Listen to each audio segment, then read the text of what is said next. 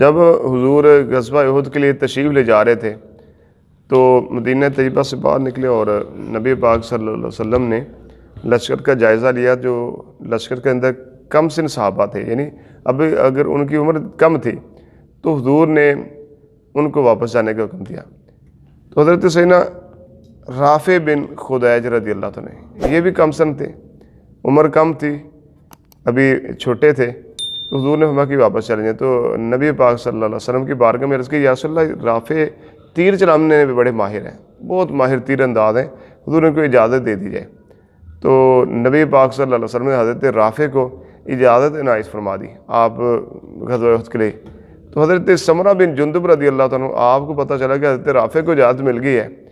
تو وہ حضور کی بارگاہ میں آگے، یا رسول اللہ مجھے بھی اجازت دیجیے کہ میں بھی حضور آپ کے ساتھ جاؤں اور آپ کے ساتھ آپ کی میت میں کفار کے ساتھ لڑوں. تو سرکار دو جہاں صلی اللہ علیہ وسلم نے فرمایا کہ تم چھوٹے ہو. تو عرض کی کہ یا رسول اللہ صلی اللہ علیہ وسلم حضور آپ میری حضرت رافع کے ساتھ کشتی کرا لیں، تو اگر میں ان کو بچھاڑ دوں تو لہذا مجھے اجازت عنایت فرما دیں. تو نبی پاک صلی اللہ علیہ وسلم نے منظور فرما لیا. تو حضرت سمرہ بن جندب رضی اللہ تعالیٰ عنہ آپ نے حضرت رافع کے ساتھ کشتی کی. تو حضرت رافع کو بچھاڑ دیا، یعنی نیچے گرا دیا. تو حضور نے ان کو بھی اجازت عنایت فرما دی. اب لیکن بات یہ ہے کہ سمجھنے والی کہ صحابہ اکرام کی نبی پاک صلی اللہ علیہ وسلم کے ساتھ جو محبت ہے نا، وہ کتنی پختہ اور کتنی مستحکم اور کتنی اس کے اندر پختگی تھی کہ بچے بھی، حضور جب آپ میدان جہاد کے لیے جا رہے ہیں تو وہ بچے بھی اپنے سر قربان کرنے کے لیے، اپنی جوانیاں آقا علیہ الصلوۃ والسلام کے نام پر قربان کرنے کے لیے کتنے بےتاب تھے. یعنی کس طرح حضور سے اجازت لے رہے ہیں کہ یا رسول اللہ آپ ہمیں اجازت دے دیں. اسی طرح جب غزوہ احد کے اندر حضرت سیدنا ابو دجانہ رضی اللہ تعالیٰ حضور نے اپنی جو مبارک تلوار آپ نے نکالی، فرمایا کہ کون یہ تلوار لے گا اس کا حق ادا کرے. تو حضرت ابو دجانہ کھڑے تھے، عرض کی یا رسول اللہ اس کا حق کیا ہے؟ تو حضور نے فرمایا کہ اس کا حق یہ ہے کہ تلوار کافروں پر اس طرح چلائی جائے کہ یہ تلوار چل چل کے ٹیڑھی ہو جائے. تو حضرت ابو دجانہ رضی اللہ عنہ نے وہ تلوار عرض کی، یا رسول اللہ یہ میں اس کا حق ادا کروں گا، مجھے دے دیں. حضرت زبیر رضی اللہ عنہ حضور کی پھوپھی کے بیٹے ہیں، تو انہوں نے مانگی تو نبی پاک صلی اللہ علیہ وسلم نے ان کو نہیں عطا کی. تو حضرت ابو دجانہ نے کہا یا رسول اللہ میں اس کا حق ادا کروں گا، مجھے عطا فرما دیں. تو حضور نے وہ تلوار اپنی حضرت ابو دجانہ کو دے دی. حضرت ابو دجانہ جب یہ تلوار لی تو آپ کے ایک یعنی طریقہ تھا کہ جب کوئی جوش کے ساتھ لڑنا ہوتا تھا تو آپ کے پاس ایک سرخ رنگ کا ایک دوپٹہ تھا، رومال تھا، آپ سر کے اوپر باندھ لیتے. اس کو کہتے ہیں اصابت الموت، یعنی یہ موت کا دوپٹہ ہے. سمجھ لیں کہ وہ جب وہ باندھ لیتے تھے تو بڑے ایک جوش اور جذبے سے لڑا کرتے تھے. تو آپ نے جب حضور نے تلوار عنایت فرمائی تو آپ نے وہ دوپٹہ اپنے سر پر باندھ لیا اور بڑے جوش کے ساتھ لڑتے. حضرت زبیر رضی اللہ عنہ آپ فرماتے کہ حضور نے یہ تلوار مجھے نہیں عنایت فرمائی تو میں دیکھتا ہوں کہ حضرت ابو دجانہ یہ لڑتے کس طرح ہیں. تو آپ فرماتے کہ ایک بڑا ہی کافر جو تھا اس نے زرہ پہنی ہوئی اور اپنے سر کو بھی لوہے کی ٹوپی کے ساتھ اس نے محفوظ کیا ہوا، بس اس کی آنکھیں نظر آ رہی تھی اور بڑا غرور اور تکبر کے ساتھ آ رہا تھا اور لڑ رہا تھا.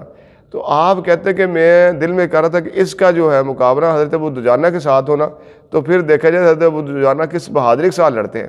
تو حضرت زبیر کہتے میں دیکھ رہا تھا وہ کافر چلتا حضرت ابو دجانہ کے سامنے آ گیا، آپ نے اس پر ایسا وار کیا، اس کے 2 ٹکڑے کر دیے.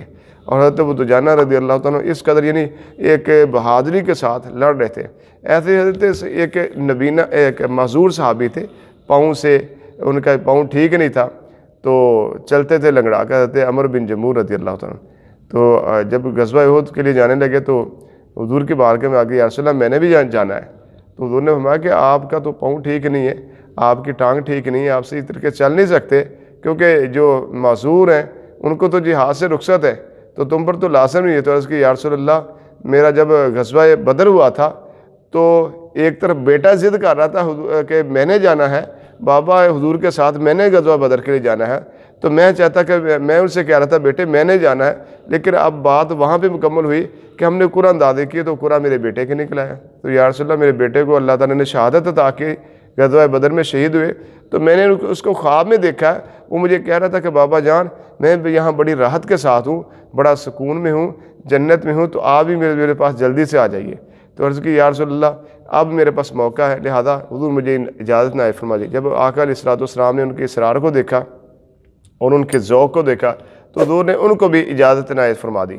تو حضرت عمر بن جموح رضی اللہ عنہ وہاں پہ دعا کرتے ہیں کہ باری تعالیٰ اب میں تیرے محبوب کے ساتھ جا رہا ہوں، لہذا اب مجھے گھر میں تو مجھے واپس نہ لے کر آنا، اب مجھے گھر میں نہ لانا۔